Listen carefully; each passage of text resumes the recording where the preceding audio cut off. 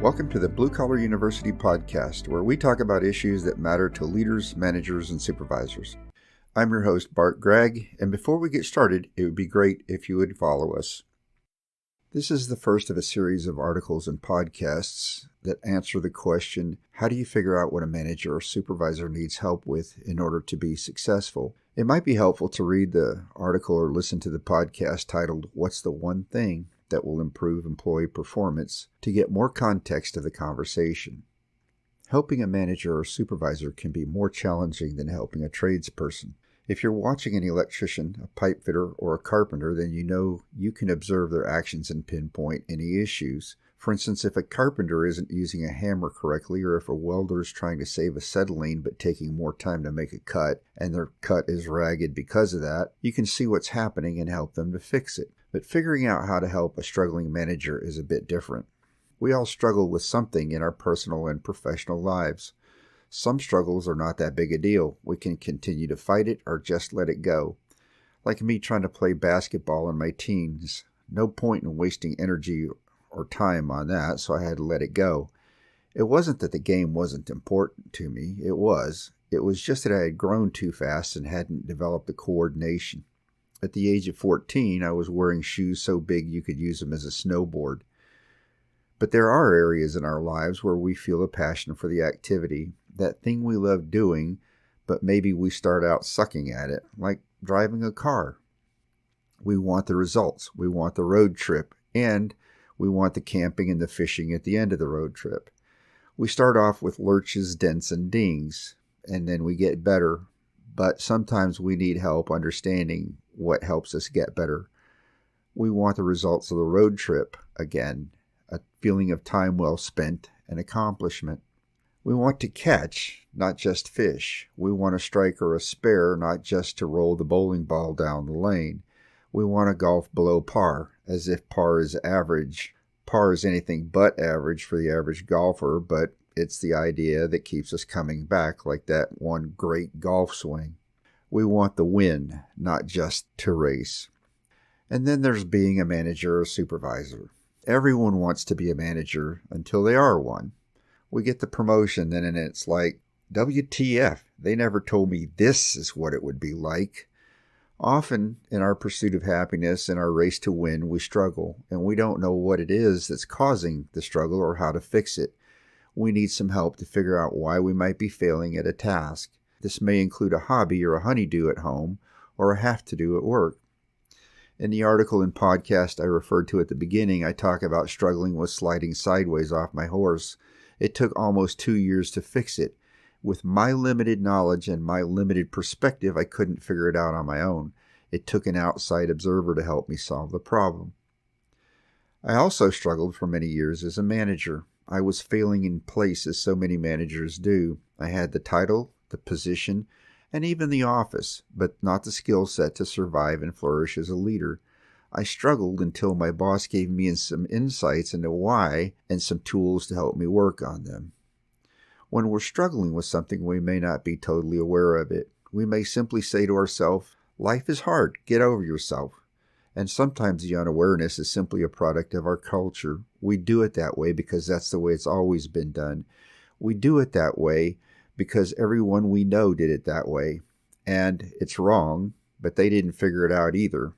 A great example of this is the my way or the highway method of leadership. But if we don't know that we don't have to struggle, if we don't know there's another way, we don't stop and think about the possibility of fixing it or how to fix it. So maybe we don't even know we need to fix something. It's like having chronic pain for so long we just deal with it. We accept it as part of our lives. Then one day we go to the chiropractor and with one simple tweak, bam, we're all fixed. At that point, we realize we didn't know how much pain we were in until we got better. It's the same thing with being a manager or supervisor and struggling with something. That's why we need help. That help often comes from an outside observer like a writing instructor, a chiropractor, a boss, a book, a coach, or a mentor. If you're a leader, you are that outside observer. When you see a team member or an employee struggling, how do you know exactly what they need help with? How do you figure out what the one thing is that will help them be successful? In this episode, we're going to talk about the first method, which may seem obvious, but for some reason is often overlooked, and it's not quite as simple as it sounds. If you want to know what your manager or supervisor is struggling with, just ask them. But, as usual, there's more to it than just asking the question, "Hey, what do you need help with?" To increase the odds that your observations that they're struggling and need help will be taken the right way, there are 3 things you might want to consider. Even though you know they need help, they have to admit it to themselves first, and then they have to feel safe enough with you to be willing to admit that they do need the help, especially when they have to admit it to a coworker or a boss. And since we're talking about managers and supervisors here, that may be a little more difficult to get them to admit. Why? Simply because you put them in the position. In their mind, they're supposed to already know what to do. The first thing you need to know is content and context. What will you ask? You have to ask questions that will give you information and give the employee insight into what they're struggling with.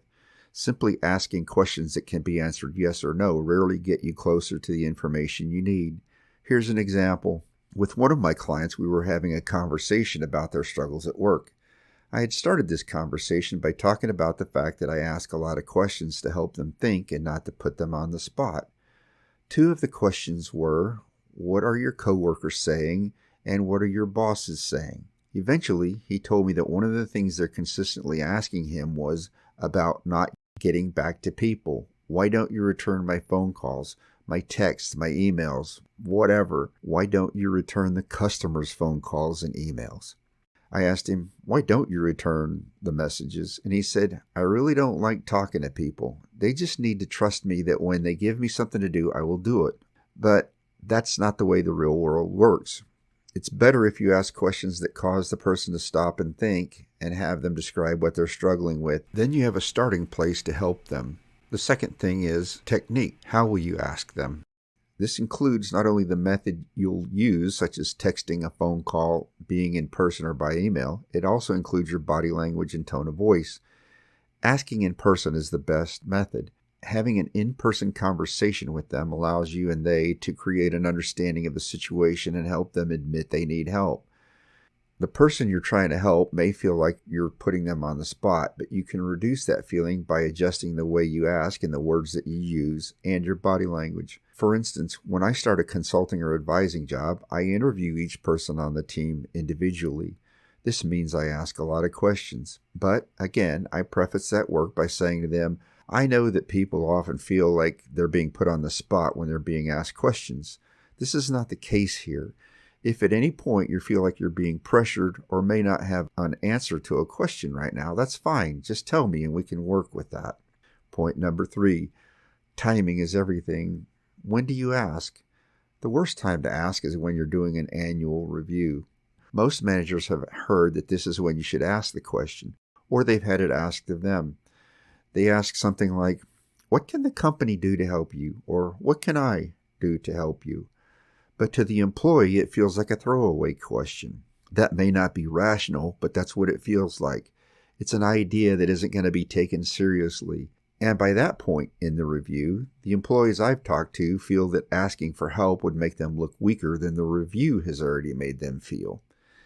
This happens because by the end of the review, the employee is feeling emotionally overwhelmed. During and after reviews, it's human nature to focus on the negative feedback, even if the review is a good one overall. It's just human nature. So asking the question at the end of the employee's annual review is not a good time at all. When is a good time to ask a manager or employee what they're struggling with? The best time to ask them about their struggles is as close as possible to the time frame that you observed it. It's not always best to do it in the moment because when they're struggling, they're stressed and their reactions can be, unpredictable. If possible, give them time to relax and then have a conversation with them. If you have to step in at the moment you see the struggle, maybe because of a safety issue or their part is critical to the success of a project, then do so. But again, be aware of how you do that. As always, remember that safety begins with leadership. That's significant here because as you have the conversation, you have to develop the relationship so that they feel safe enough to open up to you and tell you the truth. Here's your pro tip. Before anyone opens up to you, they need 3 things. They need to be able to admit to themselves that they are struggling and need outside help. They need to believe that they are safe in admitting that they are struggling and won't lose their job.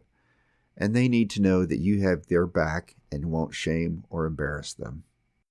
Thank you for listening to this episode of the Blue Collar University podcast. If you have an idea for a topic, or if you know of a person that might be a great guest, then please email me at podcasts@bluecollaru.com. Until next episode.